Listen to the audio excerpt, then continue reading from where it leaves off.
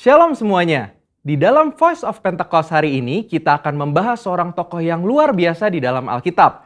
Dia adalah Musa. Terbukti 65 kali Alkitab mencatat bahwa Tuhan berbicara dan berfirman kepada Musa. Dan tidak ada nabi lain di dalam Alkitab yang sama seperti Musa. Nah, bukankah sebagai seorang percaya kita rindu untuk terus intim dan dapat bercakap-cakap dengan Tuhan? Karena itu, mari kita sama-sama mempelajari beberapa kualitas dari seorang nabi yang sangat menginspirasi dari zaman ke zaman secara singkat. Yang pertama, Musa memilih hidup dalam kebenaran. Dalam Ibrani 11 ayat 24-26 dijelaskan, karena iman, maka Musa setelah dewasa menolak disebut anak putri Firaun. Karena ia lebih suka menderita sengsara dengan umat Allah daripada untuk sementara menikmati kesenangan dari dosa. Ia menganggap penghinaan karena Kristus sebagai kekayaan yang lebih besar daripada semua harta Mesir. Sebab pandangannya ia arahkan kepada upah.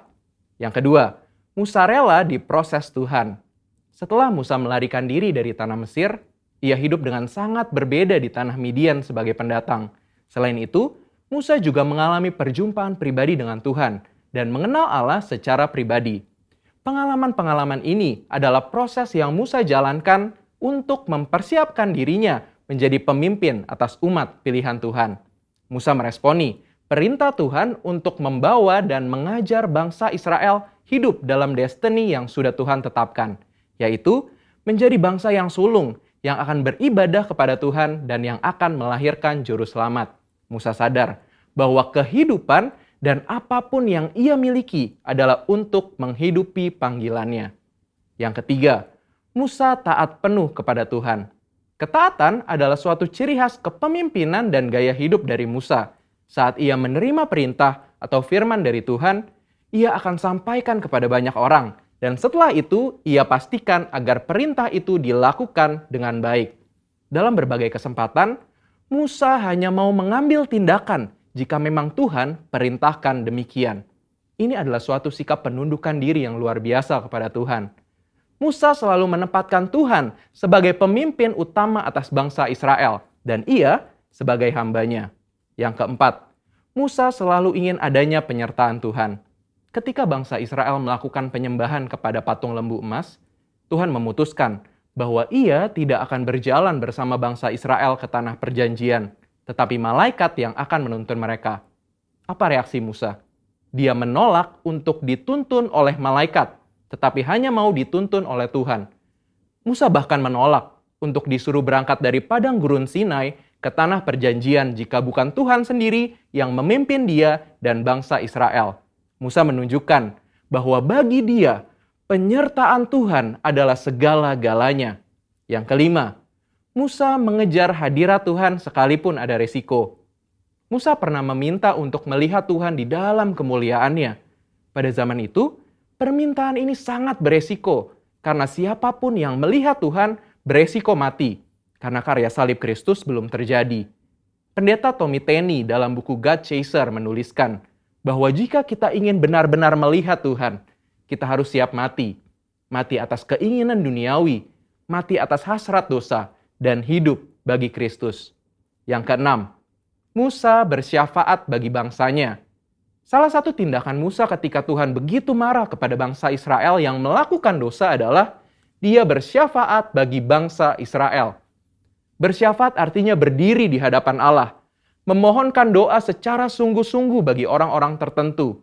Tindakan syafaat Musa akhirnya membuat Tuhan mengubah keputusannya. Kita sebagai umat percaya perlu bersyafaat bagi bangsa kita. Yang ketujuh, Musa memiliki hati yang lembut. Bilangan 12 ayat 3 menuliskan bahwa Musa memiliki hati yang sangat lembut. Sekalipun waktu itu Miriam dan Harun mengatai Musa, tetapi dia memilih diam. Sehingga tidaklah mengherankan jika Tuhan begitu membelanya. Dan pembelaan yang sama Tuhan pasti berikan kepada setiap kita yang mau memiliki hati yang lembut. Yang kedelapan, Musa mengimpartasi apa yang dia terima dari Tuhan. Musa meneruskan apa yang ia terima dari Tuhan kepada orang-orang yang ada di bawahnya. Musa mengajari Yosua semua hal yang telah ia terima dari Tuhan, termasuk mengimpartasikan kepenuhan roh untuk mempersiapkan Yosua menjadi penerusnya. Jadi, kita sudah mendengar kualitas Musa yang patut kita contoh. Kita percaya saat kita melakukan apa yang Musa lakukan, maka kita pun akan menerima berkat yang sama. Biarlah di tahun integritas ini kita senantiasa selalu berusaha menjadi pribadi yang lebih baik. Saudara, untuk penjelasan lebih lengkapnya dari tim teologi kami, jangan lupa buka link yang ada di atas atau scan QR Code yang tersedia. Salam integritas, Tuhan Yesus memberkati.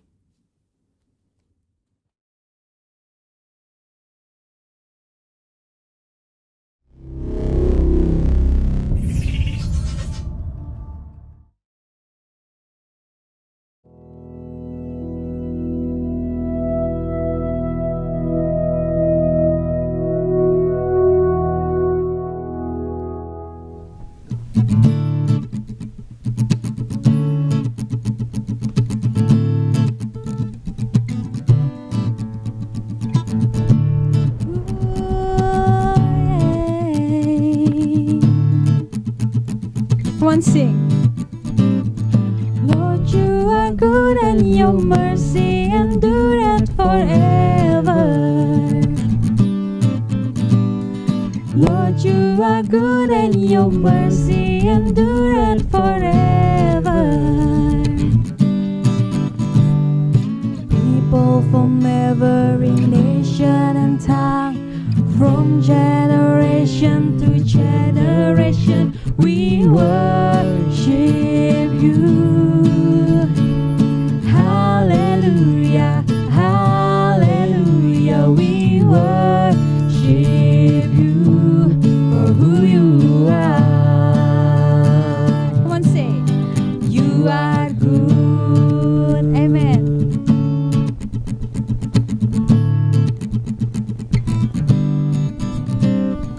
Lord, you are good and your mercy endureth forever. You are good. Lord, you are good and your mercy endureth forever.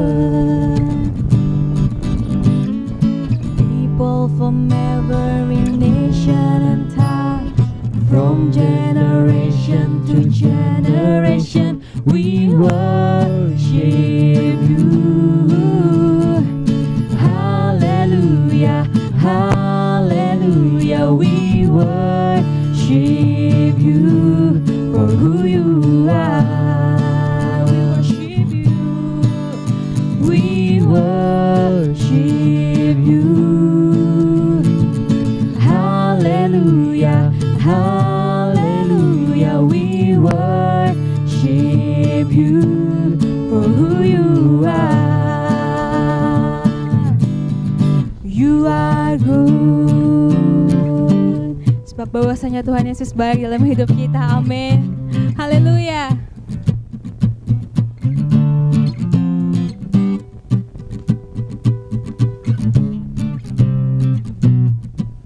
Mari sama-sama katakan.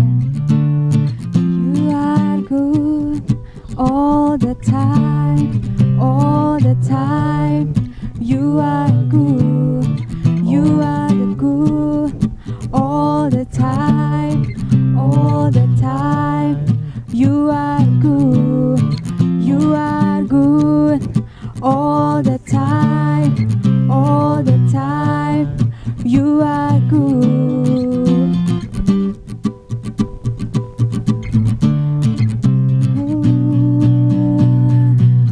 People from every nation and tongue, from generation to generation, we worship you.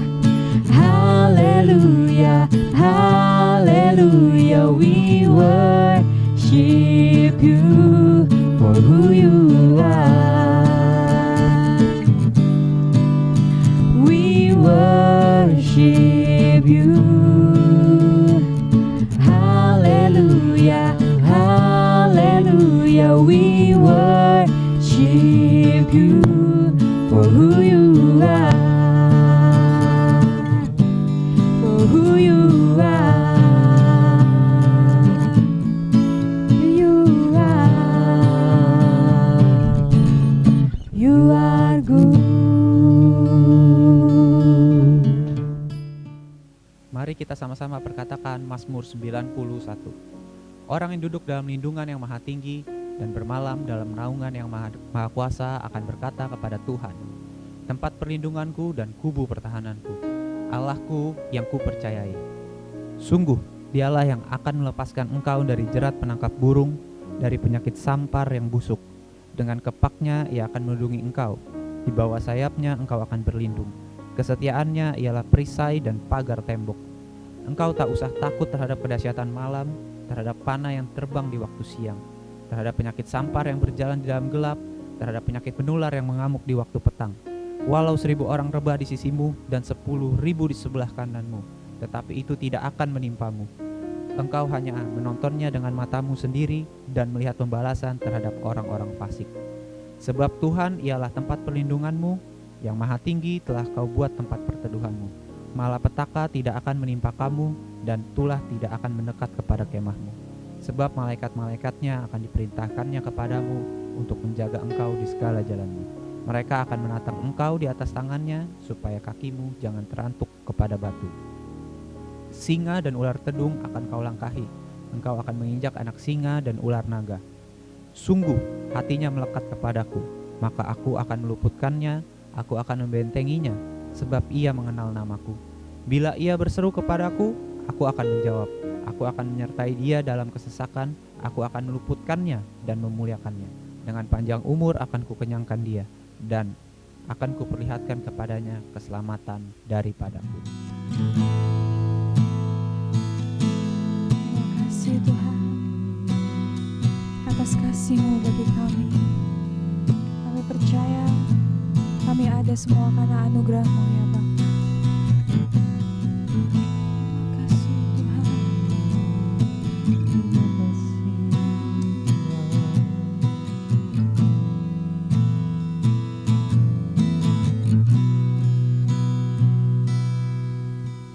Semua karena anugerah-Mu hari ini ada. Bukan karena kuatku, namun karena Roh-Mu. Ku bawa hatiku, penyembahanku. Ku semakin berkurang, Yesus makin bertambah.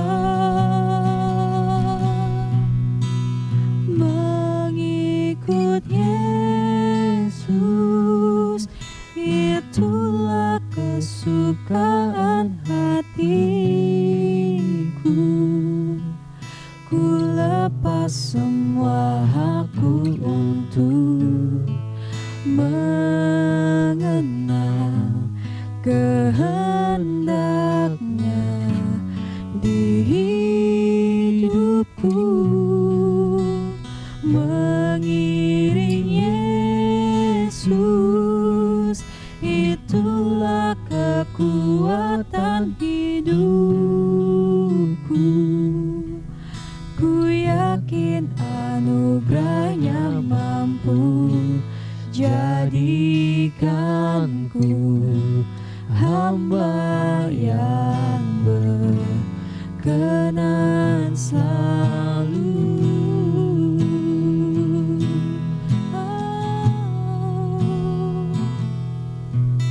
Semua karena anugerah-Mu hari ini ada. Bukan karena kuat gagah kami Tuhan, bukan karena kuatku, namun karena Roh-Mu. Kami bawa hati kami, ku bawa hatiku, penyembahanku. Ku semakin berkurang, Yesus makin bertambah.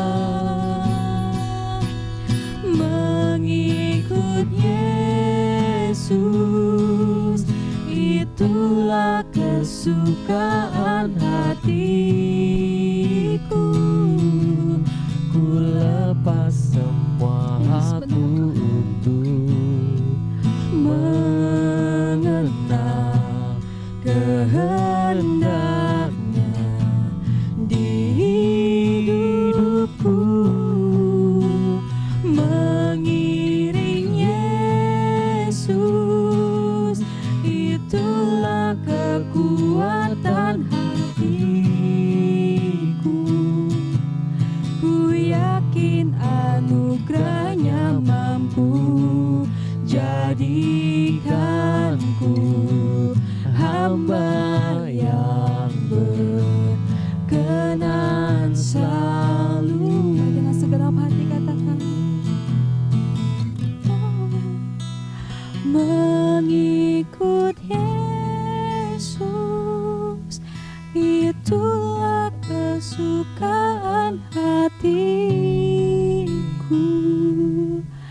Ku lepas semua hakku untuk mengenal kehendaknya di hidupku. Mengiring Yesus itulah kekuatan hidupku. Ku yakin anugerahnya mampu jadikanku hamba yang berkenan selalu. Lebih lagi katakan, mengikut Yesus itulah kesukaan hatiku. Ku lepas semua hakku untuk mengenal kehendaknya di hidupku. Mengiring Yesus itulah kekuatan hidupku. Ku yakin anugerahnya mampu jadikanku hamba yang berkenan selalu.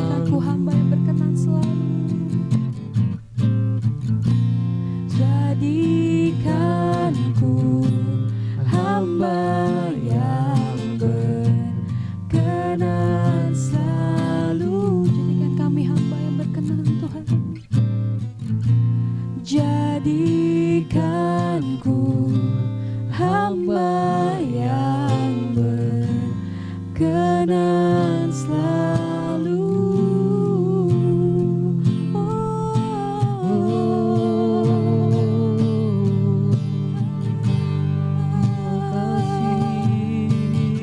Kami sembah Engkau, Tuhan, di tempat yang maha tinggi.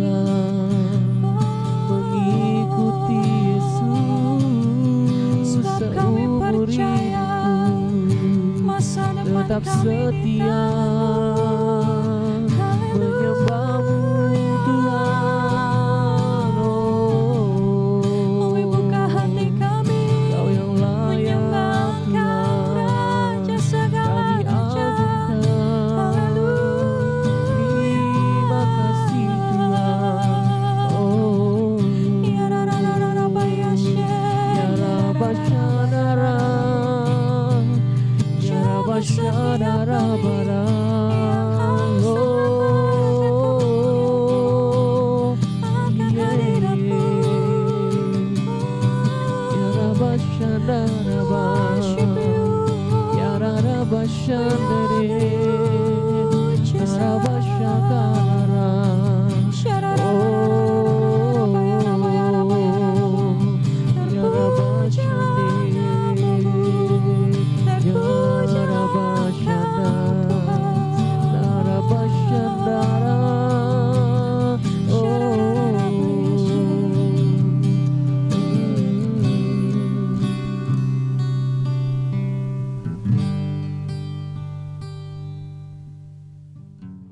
Mari kita bersatu dalam doa. Bapa, terima kasih, kami sungguh mengucap syukur ya Tuhan, kesempatan kembali Kau berikan buat kami semua, jemaat-Mu GBI Grand Wisata. Kami bisa bersama-sama merasakan kebaikan-Mu, kami bisa bersama-sama merasakan apa yang sudah Engkau berikan buat kami semua. Dan gaya mengucap syukur menjadi gaya hidup kami semua. Terima kasih Tuhan, terima kasih. Sebentar kami akan mendengarkan kebenaran firman-Mu. Biarlah kebenaran firman-Mu ini yang terus menuntun kami, mengajar kami, mendidik kami, bahkan memberikan paradigma yang baru buat kami semua. Terima kasih Tuhan. Roh Kudus berikan kami hikmat untuk bisa mengerti, dan kami akan mempraktekannya dalam kehidupan kami sehari-hari. Terima kasih Tuhan, di dalam nama Tuhan Yesus. Haleluya. Amin. Shalom saudara yang dikasihi Tuhan, dimanapun Anda berada, jemaat GBI Gerusata yang dikasihi Tuhan. Puji Tuhan, hari ini kita masih bisa bersama-sama. Bentar kita akan mendengarkan kebenaran firman Tuhan. Dan kita sudah memasuki bulan Maret di tahun 2021. Puji Tuhan, harapan dan doa dari saya, gaya hidup kita harusnya menjadi gaya hidup yang selalu mengucap syukur. Memang banyak hal yang terjadi dalam kehidupan ini, tapi biarlah dengan kita mempunyai gaya hidup yang mengucap syukur, itu yang akan memenangkan kita dalam setiap masalah yang ada. Nah, Bapak Ibu Saudara yang dikasihi Tuhan, untuk bulan ini sebelum saya menyampaikan firman Tuhan, mungkin saya akan menyampaikan sedikit informasi bahwa untuk ke depan sebulan kita hanya akan mentayangkan 2 kali, di mana di minggu pertama dan minggu ketiga. Dan puji Tuhan, di minggu ketiga sesuai dengan arahan dari Bapak Gembala Pembina kita, Pak Niko, bahkan setiap minggu ketiga nanti Pak Niko yang akan memberikan khotbahnya. Kita bisa mendengarkan khotbah dari Pak Niko setiap minggu ketiga. Nah, itu dari Gatot Subroto maupun dari Rayon sudah menyampaikan seperti itu. Jadi kalau kita di sini berarti ada 2 kali. Yang pertama di minggu pertama saya akan menyampaikan firman Tuhan, dan minggu ketiga dari Pak Niko yang akan menyampaikan firman Tuhan. Nah, nah itu saudara, saya berharap kita tetap bersukacita. Nah, untuk tema pada bulan ini saya mendapatkan bahwa dengan adanya banyak tuntutan semenjak pandemi, otomatis ekonomi juga berpengaruh, akhirnya banyak sekali tuntutan. Dan perlu kita ketahui, tidak semua tuntutan itu buruk. Walaupun dengan adanya tuntutan biasanya kita lebih capek, tenaga kita bisa lebih habis banyak. Tapi perlu kita ketahui, justru dengan ada tuntutan, biasanya justru tuntutan itu baik buat kita. Makanya perhatikan, jangan langsung mengejas setiap ada tuntutan yang harus kita kerjakan langsung, wah ini sulit, ini susah. Tapi coba berusaha dulu, makanya di awal saya bilang tetap mengucap syukur dulu. Nah, untuk itu, karena begitu banyaknya tuntutan, kita butuh yang namanya hikmat Tuhan. Hikmat Tuhan. Makanya bulan ini, sepanjang bulan di gereja kita GBI Rayon 18 akan berbicara tentang hikmat Tuhan, ataupun saya kasih tema hikmat tingkat tinggi, high knowledge. Jadi ada hikmat tingkat tinggi dari Tuhan. Nah, untuk itu Bapak Saudara, kita akan baca di 1 Raja-Raja 3 ayat ke-9.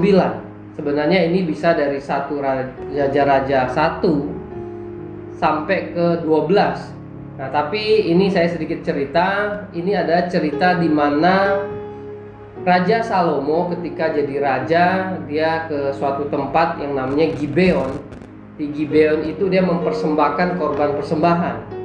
Nah, ketika selesai mengorbankan korban persembahan, dia bermimpi bertemu dengan Tuhan. Nah, disitulah Tuhan bertanya, apa yang kamu inginkan? Nah, yang menarik di sini adalah si Raja Salomo, seperti yang sering kita ketahui, dia meminta hikmat. Nah, hikmat yang seperti apa? Kita akan lihat di 1 Raja-Raja 3:9. Saya bacakan buat Bapak Ibu Saudara, 1 Raja-Raja 3:9. Maka berikanlah kepada hamba-Mu ini hati yang faham menimbang perkara, untuk menghakimi umat-Mu dengan dapat membedakan antara yang baik dan yang jahat. Sebab siapakah yang sanggup menghakimi umat-Mu yang sangat besar ini? Nah, di sini Salomo minta hikmat dengan mengatakan, berikanlah kepada hamba-Mu ini hati yang faham menimbang perkara. Nah, yang menarik di sini, kata faham di sini atau mengerti di sini. Dalam bahasa aslinya, kata faham itu sama. Sama. Yang kalau dalam bahasa Inggris diartikan itu ada 4. Yang pertama understand, itu memahami atau faham. Terus yang kedua know, mengetahui atau tahu. Terus yang ketiga have, memiliki atau mempunyai. Dan yang keempat konsep, mempunyai gagasan, punya ide. Nah, Bapak Saudara, ini yang Salomo minta kepada Tuhan. Dan pastikan Bapak Ibu Saudara, seandainya kita punya punya sama, bisa understand, mengerti, memahami situasi, mengetahui, bahkan punya ide setiap ada masalah, itu sudah luar biasa. Atau yang di luar sana disebut orang hebat lah, orang yang genius, pintar gitu. Nah, yang menarik adalah di ayatnya yang ke-12 dan 13. Di sini Tuhan yang ngomong. Tadi kan di awal Salomo yang minta, terus Tuhan ngomong. Nah, di ayat 12 saya bacakan, maka sesungguhnya aku melakukan sesuai dengan permintaanmu itu. Nah, Tuhan memberikan. Sesungguhnya aku akan memberikan kepadamu hati yang penuh hikmat dan pengertian, sehingga sebelum engkau tidak ada seorang pun seperti engkau, dan sesudah engkau takkan bangkit seorang pun seperti engkau. Nah, di sini dikatakan maka sesungguhnya aku di sini Tuhan melakukan sesuai dengan permintaanmu. Sesungguhnya aku akan memberikan kepadamu hati yang penuh hikmat dan pengertian. Nah, Tuhan langsung memberikan hikmat dan pengertian. Tapi yang menarik Bapak Saudara, saya pun ketika mengetahui ini saya sangat kaget tapi bersyukur sekali. Artinya punya Tuhan yang luar biasa. Yang Tuhan berikan di sini pengertian tidak sama lagi dengan yang Salomo minta, yaitu bahasa Inggris kan sama. Nah, kalau yang di sini yang Tuhan berikan itu bene. Kata pengertiannya sama, tapi yang Tuhan kasih itu bene dalam bahasa aslinya. Nah, yang menarik sekali, bene kalau diterjemahkan ke dalam bahasa Inggris dan bahasa Indonesia, ternyata ada 21 artinya. Wow, luar biasa sekali. Ini yang membuat Raja Salomo itu luar biasa sekali. Ingat, Raja Salomo ini menggantikan bapaknya, Raja Daud. Dimana kalau kita tahu cerita Daud, dia banyak mengumpulkan ataupun menjadikan daerah menjadi kekuasaannya itu karena berperang. Nah, tapi Salomo semenjak menjabat jadi raja, dia tidak pernah berperang, tapi bisa menyatukan semua bangsa. Nah, ini luar biasanya Salomo, dan rahasianya kita temukan di sini, di hikmat yang Tuhan berikan. Kata bene di sini ada 21. Saya bacakan dengan cepat. Yang pertama, memahami, memperhatikan, mempertimbangkan, rajin, mengarahkan, membedakan, fasih, merasakan, menginformasikan, memiliki kecerdasan, bisa melihat dengan baik, menjadi bijaksana, menginstruksikan dengan baik, tahu, bisa menandai, memahami, menghargai, dapat keterampilan, mengajar, berpikir, dan dapat melihat dengan baik. Wow, itu luar biasa sekali. Jadi Tuhan kasih dia bene yang mempunyai arti 21 tadi. Nah, ini luar biasanya Bapak Ibu Saudara.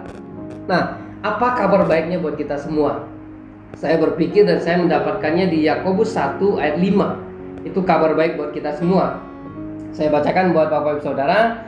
Tetapi apabila di antara kamu ada yang kekurangan hikmat, hendaklah ia memintanya kepada Allah, yang memberikan kepada semua orang, garis bawahi, yang memberikan kepada semua orang dengan murah hati dan dengan tidak membangkit-bangkit, maka hal itu akan diberikan kepadamu. Nah, Bapak Ibu Saudara, hari ini kabar baiknya adalah kita semua anak-anak Tuhan bisa meminta hikmat. Bukan hanya Salomo yang bisa, kita pun bisa meminta hikmat, dan Tuhan akan memberikan kita kalau kita sungguh-sungguh percaya. Nah, di sini jelas juga dikatakan yang akan memberikan kepada semua orang dengan murah hati dan dengan tidak membangkit-bangkit. Nah, Bapak Ibu Saudara mungkin bertanya, apa makna membangkit-bangkit? Saya pun ketika baca ini, wah, ini apa ya membangkit-bangkit? Saya coba cari-cari maknanya dan saya temukan di Alkitab Bahasa Indonesia Sehari-Hari. Nah, di sini dikatakan Tuhan akan memberikan kepada semua orang dengan murah hati dan dengan tidak membangkit-bangkit. Tidak membangkit-bangkit di sini adalah tidak sungkan. Nah, luar biasa ya Tuhan kita ya.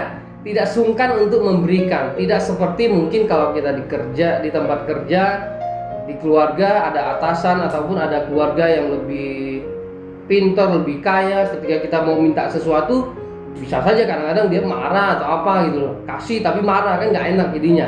Nah, makanya di sini dikatakan Tuhan kita tuh tidak sungkan. Dia tidak sungkan ketika kita minta sebagai anaknya.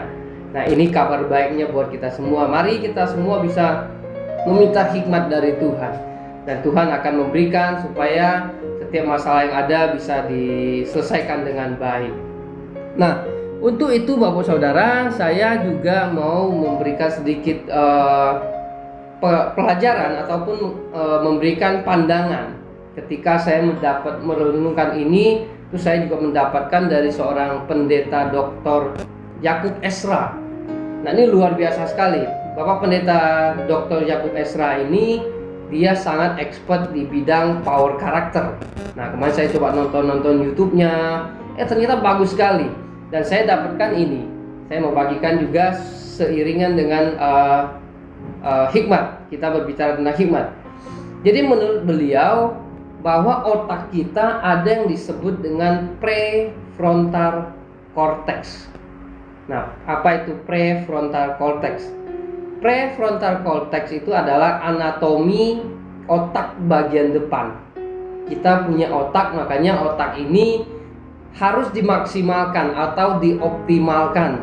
Jadi kita perlu tahu nih fungsi dari otak depan kita yang disebut dengan prefrontal cortex. Nah, otak depan kita ini berfungsi sebenarnya ada 5 dari penjelasan beliau yang akan saya sampaikan lagi ke Bapak Ibu Saudara supaya ini menjadi masukan ataupun pengetahuan buat kita.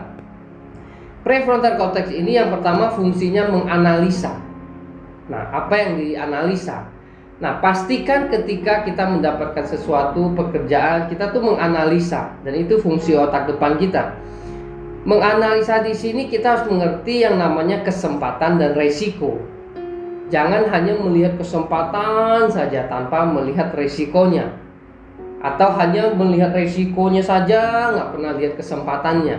Kalau kita lihat salah satu bisa nggak jalan. Ataupun kalau kita cuma lihat kesempatan, kita bisa nabrak sana sini. Makanya perlu dianalisa kesempatan dan resiko. Nah, itu fungsi otak depan kita.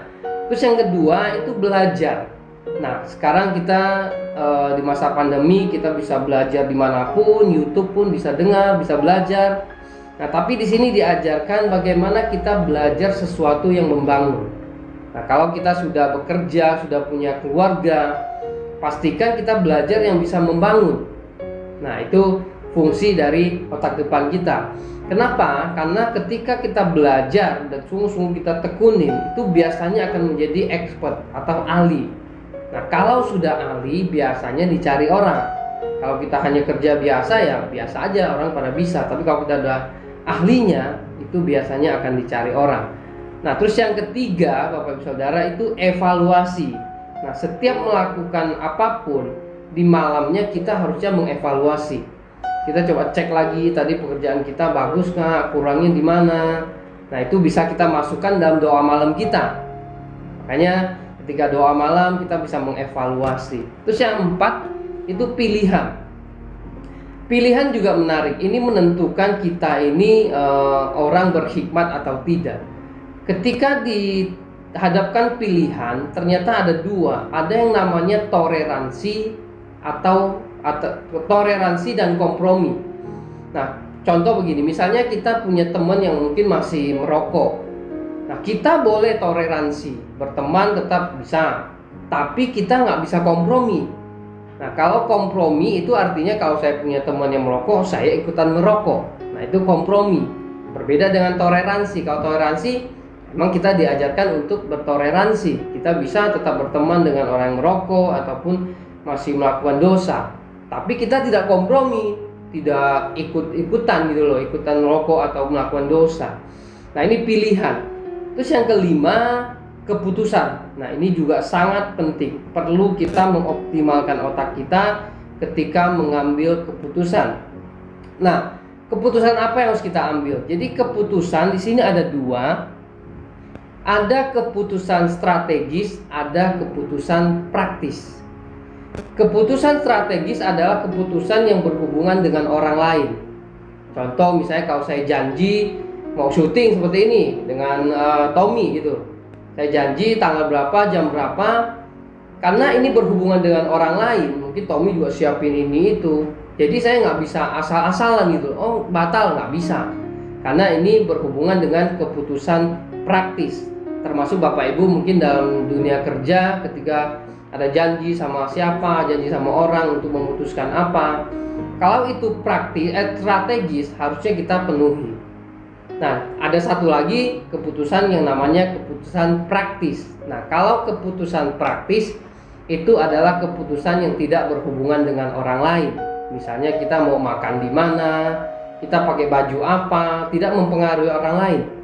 Nah, makanya di sini kita bisa bedakan nih. Ketika kita mau jadi orang yang berhikmat, pastikan keputusan yang kita ambil ini kita bisa cek ini praktis apa strategis.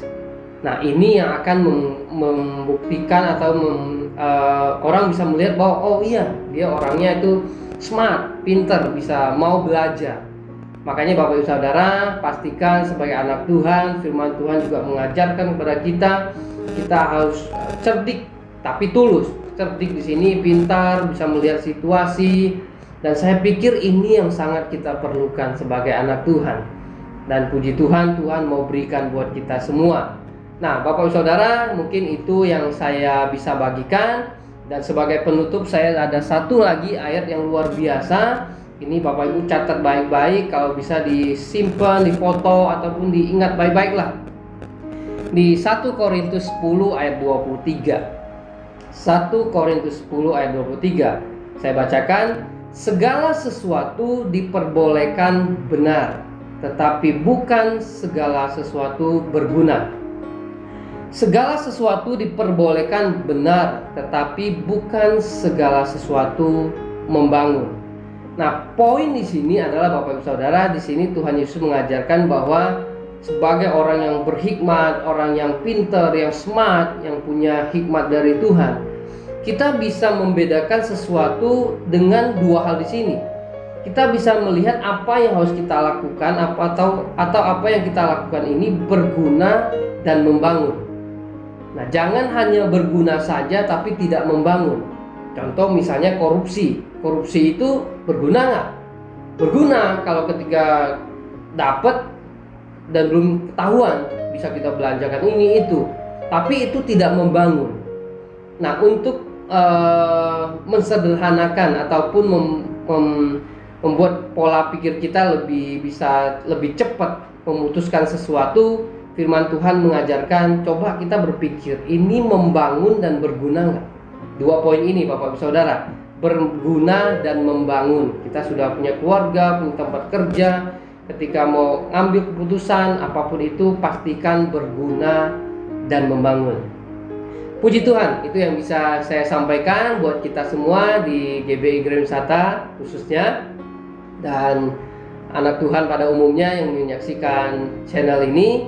Pastikan kita berani untuk meminta hikmat dari Tuhan, dan kita pakai hikmat itu untuk bekerja dengan baik, berusaha dengan baik, dan akhirnya nama Tuhan yang dipermuliakan.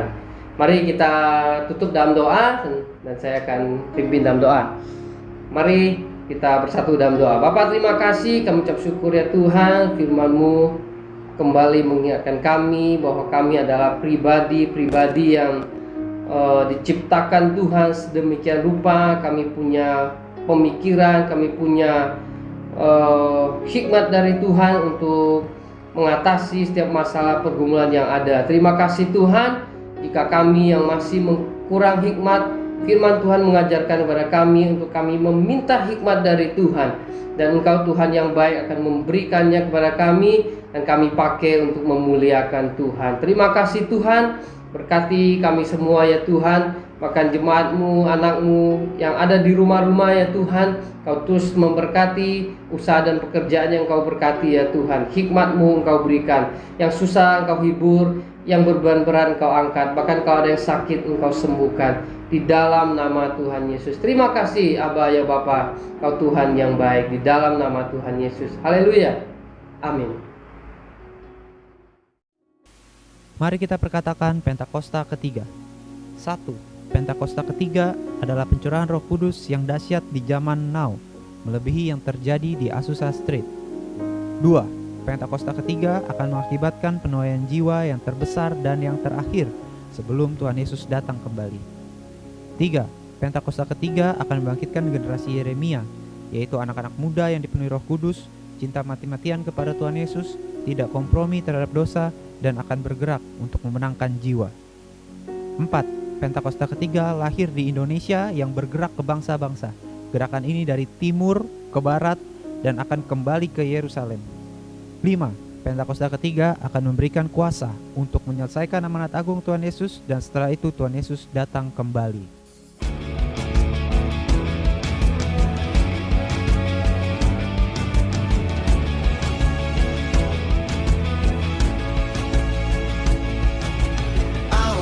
Your name, Lord Jesus, I will dance before my Savior.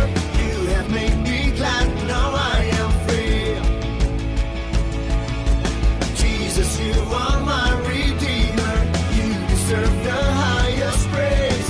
Now I know I am victorious.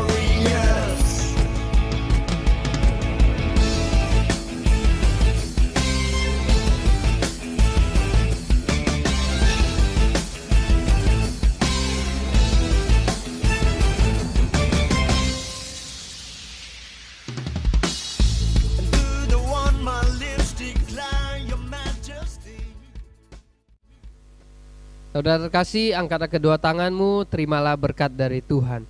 Berkat yang melimpah-limpah dari Allah Bapa di dalam Anak yang tunggal, Tuhan Yesus Kristus, serta penghiburan yang manis dari Roh Kudus menyertai kita mulai saat ini, sampai kedatangan Tuhan Yesus yang kedua kali, bahkan sampai selama-lamanya.